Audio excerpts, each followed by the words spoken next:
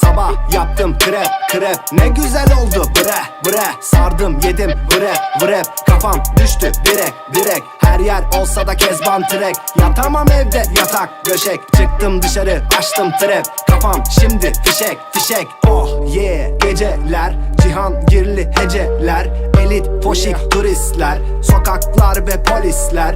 Viski döküp sevişelim, Natali diyor peşin alim. Dedim tamam hadi canım, bizde küvet yok duşakabin. Oh yeah, çılgın genç, bu iş böyle Rolex Range. Sizin tayfa bitch, bizim tayfa rich.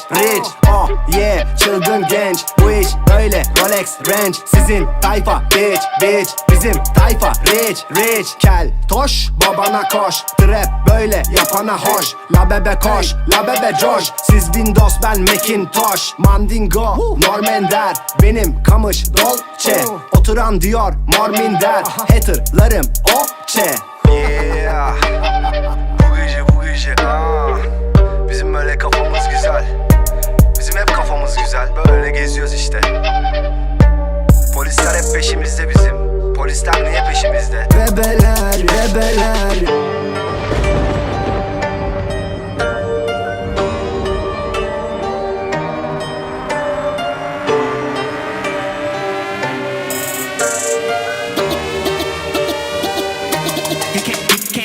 Popüler kültüre köle gibi yapış ama lafa gelince Marley, Tupac. Tabi yüzüne bir dövme, demo devire git ona bas ototunu ol Lil Pump. Ama beni hitler gibi kariyerimle tehdit eder pozitiften Elif Cemal. Ben boyun eğmem, soyunu isterim, çıldırtırım etnik faşistleri. Umrumda değil kuliste otlayan, sürekli koklayan zifoslar. Ve beni dinler devrimci gençler, sizi yavşak lümpen migoslar. Kafası testis gibi sirk maymunları, istiyorsa orman kanunları. O zaman güçlü zayıfı ezecek, size yok sosis salam şırdan. Ey hadi bakalım, Gucci gang nasıl yapalım? Mekanın sahibi geri geldi, bebeleri pistten alalım. Ey hadi bakalım, Gucci gang nasıl yapalım? Mekanın sahibi geri geldi, bebeleri pistten alalım. Ey hadi bakalım, Mary Jane nasıl yapalım? Mekanın sahibi geri geldi, bebeleri pistten alalım. Ey hadi bakalım, Mary Jane nasıl yapalım? Mekanın sahibi geri geldi, bebeleri pistten